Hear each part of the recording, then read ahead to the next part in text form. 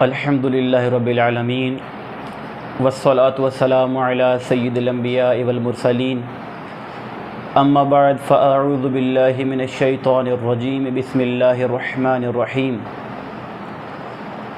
الصلاة والسلام علیک یا سیدی یا رسول اللہ وعلی آلک واصحابک یا سیدی یا حبیب اللہ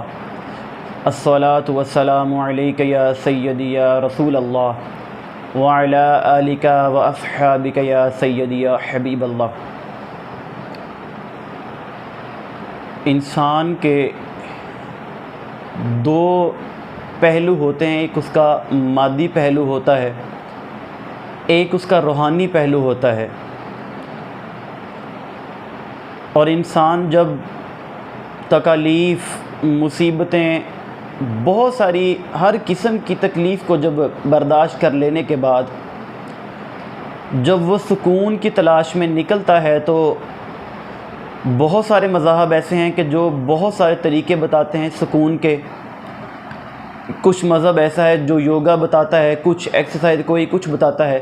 لیکن اصل جو سکون اور روحانیت ہے نا، وہ دین اسلام کے اندر ہے، اللہ رب العزت کے ذکر کے اندر ہے۔ اور جب انسان روحانیت کی تلاش میں نکلتا ہے تو روحانیت کی تلاش میں تو یہی ہے کہ رب تعالیٰ کا ذکر کیا جائے اور توبہ کر کے اس کی طرف واپس لوٹا جائے، رب تعالیٰ کے سامنے بیٹھ کے اس کے سامنے مصلی بچھا کے عاجزی کے ساتھ اپنے ماضی کے گناہوں کا اعتراف کیا جائے اور رب سے یہ دعا کی جائے کہ اے اللہ، میں تیرا عاجز بندہ، تو مجھے معاف فرما، میں اپنے تمام گناہوں کا اعتراف کرتا ہوں، مجھے تمام سزاؤں کا پتہ ہے، لیکن پھر بھی مجھ سے گناہ ہو گئے، کچھ گناہ یا اللہ مجھ سے انجانے میں ہوئے، کچھ میں نے جان بوجھ کے کیے، اے اللہ میں تمام گناہوں سے توبہ کرتا ہوں، میری توبہ قبول فرما۔ اور جب انسان پختہ ارادے کے ساتھ اس توبہ کے ساتھ واپس آتا ہے تو پھر انسان کو وہ سکون حاصل ہونا شروع ہو جاتا ہے جو وہ ڈھونڈنا چاہتا ہے۔ پھر انسان روحانیت کی طرف اس کا ایک ایک قدم بڑھ جاتا ہے۔ اب بہت سارے لوگ بہت سارے ایسے ہیں احباب کے جو متقی اور پرہیزگار بننے کی جد و جہد میں لگے رہتے ہیں، کوشش میں لگے رہتے ہیں، ان کی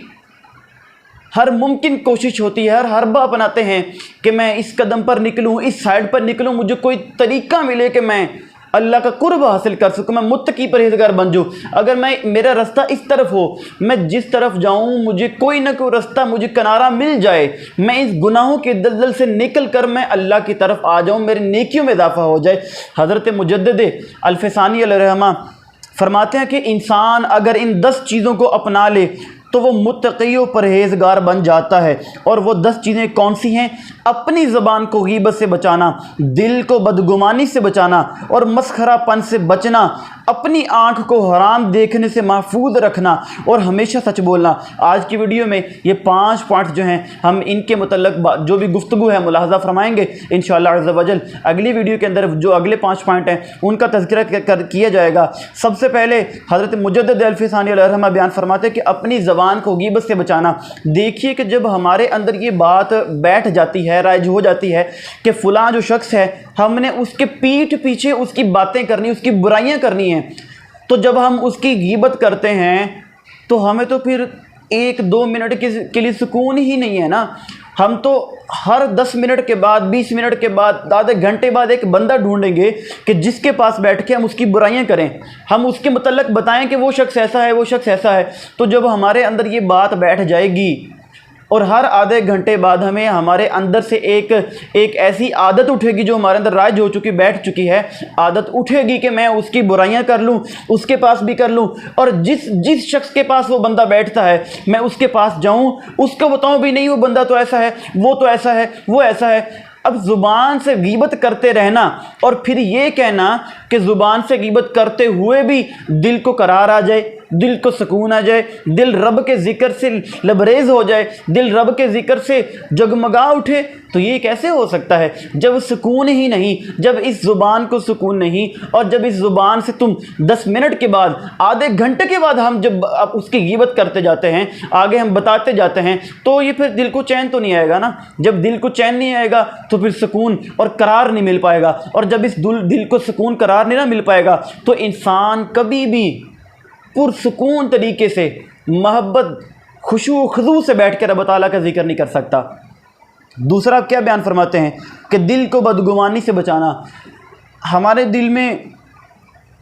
بہت سارے خیالات ایسے ہیں جو شیطان ڈالتا ہے. اگر کوئی شخص کسی وجہ سے ہمارے بلانے پہ نہ آ سکا تو ہمارا سب سے پہلا ذہن میں جو ہے نا بات وہ یہ آتی سب سے پہلے کہ وہ تو ہے ہی ایسا, وہ تو آتا ہی نہیں ہے, وہ تو میری بات پہ آتا ہی نہیں, میں جتنا مرضی کہوں وہ آتا ہی نہیں ہے. عین ممکن ہے کہ اس کے پاس کچھ ایسی مجبوری بن گئی ہو جس وجہ سے وہ آپ کے پاس حاضر نہیں ہو سکا. اور بدگمانی ہمارے پاس کیا ہوتی ہے, اگر دین کو لے کے چلے نا تو کوئی ایسا شخص, کوئی بھی, امام صاحب کو لے لیجئے. اب امام صاحب اگر جماعت کروا رہے ہیں, نماز ادا کروا رہے ہیں, تو کوئی ایسی چھوٹی سی چیز کہ جس کا تعلق نہ تو واجبات سے ہے, جس کا تعلق نہ تو مستحبات سے ہے, جس کا تعلق نہ تو فرائض سے ہے نہ سنت سے ہے, کوئی ایسی مطلب ان سے نماز کے اندر حرکت ہوگی, یا آپ یہی لے لیجئے کہ نماز کے اندر انہوں نے چلیں اپنے جسم کے اس حصے پر خارج کر لی. اب انسان کے دل میں کیا بدگمانی پیدا ہوتی ہے, انسان کہتا ہے نہیں جی یہ امام صاحب تو ہاتھ ہی نہیں باندھتے, یہ تو ہاتھ چھوڑ کے پھر خارج کرنے لگ جاتے ہیں, اگر یہی نہیں کریں گے تو ہم کیسے کریں گے. یہ بتائیے کہ کیا کوئی ایسا واجب ترک کی امام صاحب نے؟ یہ بدگمانی جو ہمارے اندر ہے نا, یہ بدگمانیاں بھی انسان کو دلی سکون لینے نہیں دیتی. اور جب انسان کو دلی سکون نہیں آتا تو پھر وہی پچھلے پوائنٹ والی بات کہ ہم اللہ تعالیٰ کا ذکر خشوع خضوع کے ساتھ نہیں کر سکتے. اور تیسرا پوائنٹ آپ کیا بیان فرماتے ہیں, آپ بیان فرماتے ہیں کہ مسخرہ پن سے بچنا, یعنی بات بات پر ٹھٹھے مار مار کے ہنسنے سے بچنا. بہت سارے احباب ہم میں سے ایسے ہیں کہ جن کی یہ عادات ہے, وہ پتہ کیا کہتے ہیں, وہ کہتے ہیں جی میں بڑا خوش اخلاق بندہ ہوں. ایک ہوتا ہے خوش اخلاق, خوش اسلوبی سے ملنا, کسی کی خاطر تواضع کرنا, اسے جب ملنا ملاقات کرنا, ہنس کے ملاقات کرنا. آپ اس کو اپنے پاس بٹھائیں, آپ اس کو اس کا بھرپور ٹائم دیں, آپ اس کے ساتھ ملیں, آپ خوش اسلوبی سے اس کے ساتھ پیش آئیں. یہ بات نہیں ہے کہ وہ جھوٹی بات بیان کر دی جس کا تعلق ہے بھی نہیں, اور جھوٹی بات بنا کے لوگوں کو جوک سنا کے ہنسانا, پھر کہنا کہ جی یہ میرے خوش اخلاقی. یہ خوش اخلاقی نہیں, یہ مسخرہ پن ہے. اور بات بات پہ کسی کو تنگ کرنا, ہنسی جانا, ٹھٹھے مار کے ہنسنا. ایک جگہ پہ تو یہ آتا ہے کہ جو انسان اس طرح اونچی ہنستا رہتا ہے, مسخرے پن سے ٹھٹھے مار کے ہنستا رہتا ہے, تو اس کا دل جو ہے مردہ ہو جاتا ہے. اور جب انسان کا دل مردہ ہو جاتا ہے تو پھر رب کے تعالیٰ کے ذکر کی طرف کیسے آئے گا, تو رب تعالیٰ کے ذکر کی طرف کیسے آئے گا وہ.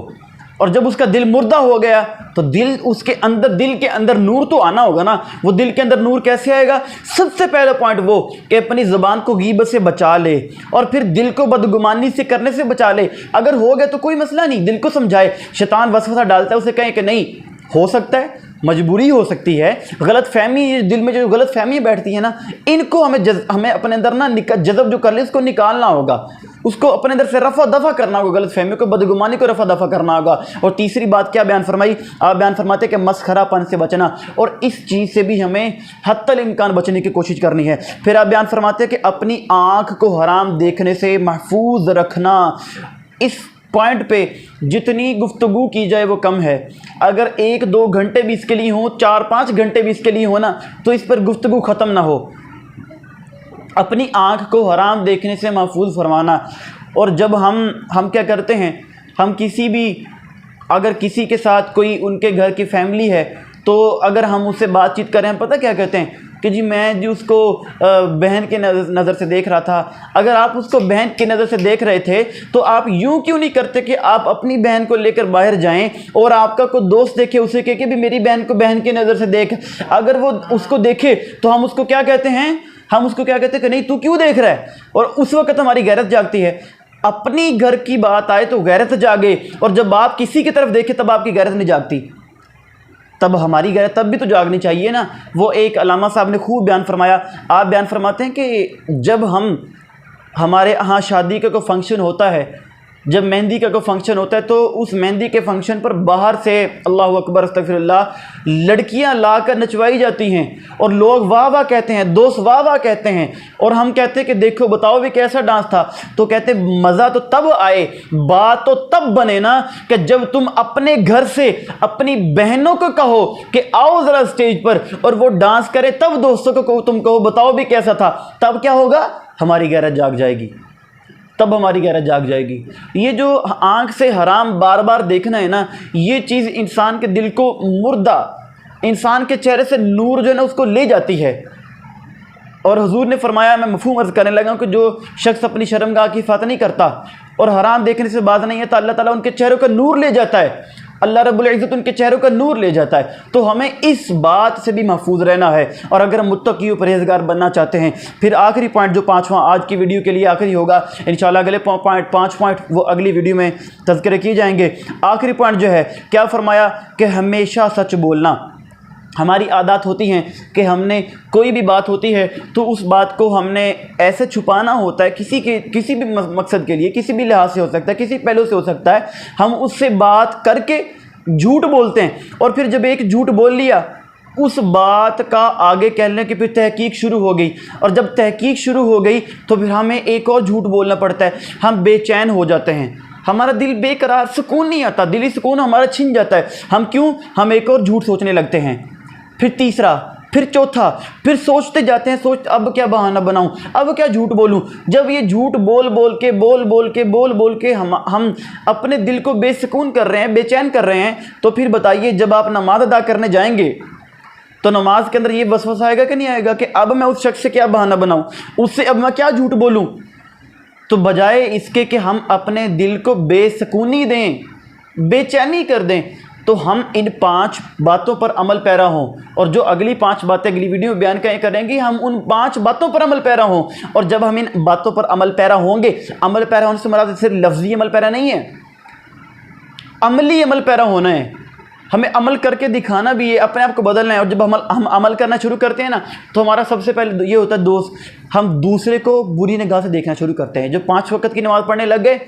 دوسرے کو جب دیکھا چوک میں کھڑا ہے، ہم کہتے ہیں یار یہ تو نماز ہی نہیں پڑھتا، میں 5 وقت کا نمازی ہوں، میں تو آتا ہوں 5 وقت کی نماز پڑھ کے چلا جاتا ہوں، یہ تو پڑھتا نہیں۔ اگر ہمیں اللہ نے توفیق دی ہے 5 وقت کی نماز کی، اس کے سامنے سجدہ ریز ہونے کی، تو ہماری کیا اوقات تھی؟ یہ تو اس نے توفیق دی ہے نا، اس نے کہا بندے آ جا، اور ہم جب آ گئے تو ہمیں اتنی ہمیں رب سے توفیق اور لینی ہے، مانگنی ہے، اے اللہ تو مجھے توفیق دے کہ یہ جو میرا دوست نماز ادا نہیں کر رہا، میں اس کو بھی لے کے آؤں، میرے الفاظ میں، میرے دعوت دینے میں وہ تاثر پیدا کر، وہ اثرات میرے لفظ میں ایسے تاثرات پیدا ہو جائیں کہ وہ میری باتیں اس کے دل پر جا لگیں، اس کے دل پہ اثر ہو، وہ کہے جی کہ ہاں بھائی میں تیری طرف آتا ہوں، میں تیری بات مانتا ہوں، دعوت قبول کر کے میں اب سے میں بھی نماز ادا کروں گا۔ کوشش کیجئے کہ جو باتیں بیان کی گئیں ان باتوں پر عمل پیرا ہونے کی توفیق عطا فرمائے۔ اللہ رب العزت سے دعا کرتا ہوں اللہ پاک ہم سب کو، میرے سمیت آپ سب کو بھی ان تمام باتوں پر عمل پیرا ہونے کی توفیق عطا فرمائے، اور اللہ رب العزت ہمیں روحانیت عطا فرمائے، اپنا قرب عطا فرمائے۔ وما علینا الا البلاغ المبین۔ السلام علیکم ورحمۃ اللہ وبرکاتہ۔